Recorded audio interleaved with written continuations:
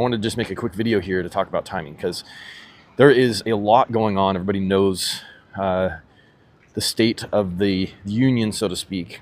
And what's going to be going on with real estate is, in my opinion, is we're going to be running into situations where sellers have to make moves. They have to sell houses, and we're going to have a lot more buying power as investors and buyers. It doesn't matter if you're buying your first house or maybe it's your fifth investment property. It's all the same when it comes to the sellers. They have to move their house, they have to move their product, and they will do things to make it more desirable for us as the buyers to do so. Lots of things there. I mean, we can get price reductions, obviously, lower than what they're asking, but there's also seller credits. There's buy downs where you can buy down rates with the lenders to get a lower interest rate.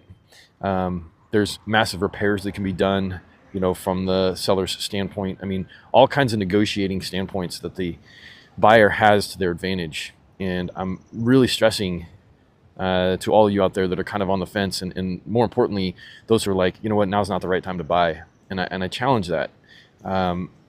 Interest rates are one thing, insurance is one thing, but the purchase price of a house is something that never changes. When you talk to a banker, they call that basis. Your basis is how much you started out with in the investment, how much you bought it for. And if you can buy a house with a very low basis or a lower than normal basis, as the value goes up, that basis never changes. And so the difference between the value and your basis is the equity. That's how much money that you have as far as value is concerned. And so, how much money you have in the property. And so those are things that we are, as buyers now, are going to be having more opportunity in. And I think it's over this next year, and this is just my opinion, over this next year, as things are kind of shaken out around government changes and market changes, we're going to be able to take advantage of that.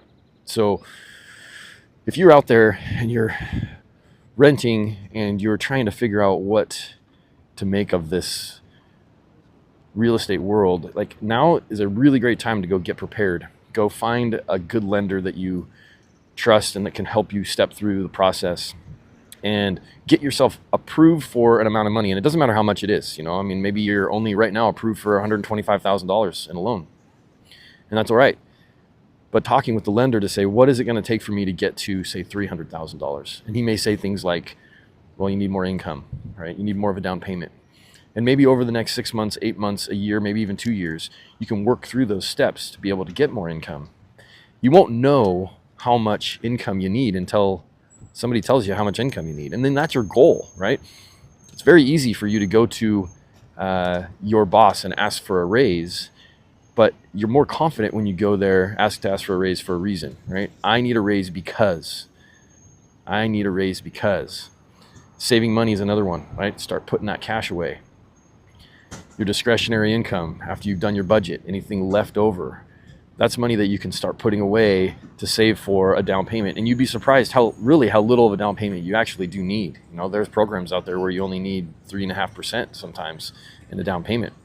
And for a $300,000 house, that's around $12,000, So I've said it before, consistency compounds. So if you're consistent with putting a little bit of money away each month with a goal in mind that you're going to be having a down payment on a house soon, it compounds. And just like when you're planting an orchard, it takes a few years for you to be able to get your apple. But every day that you wait to plant that apple tree is another day you got to wait to eat the apple. Same thing with this. Every day you wait to start compounding that money in your bank account is another day you've got to wait to buy the house. And these are the kind of things that really change your life. I'm telling you, people, this is stuff that, if you can be consistent with it, it will change who you are and who you want to become. These little achievements will help you to become that person that you want to be. So thanks a lot for sticking through this. I'm sitting on the beach in Santa Cruz right now, and it's beautiful.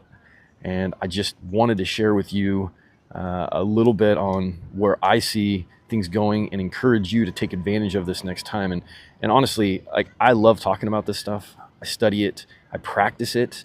I invest in real estate. I build models. I buy stuff. I make offers. I don't always win, but I make offers and I make offers and I make offers. And I want to talk with anybody out there that wants to figure out how to make this work for them.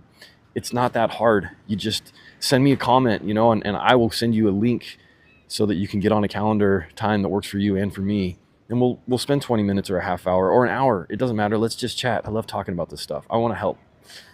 I believe in real estate as a way to build wealth, and I see it all the time. And I want to kick you in the pants to get you doing it too. You can do it. Seriously. All right. Thanks for talking to me.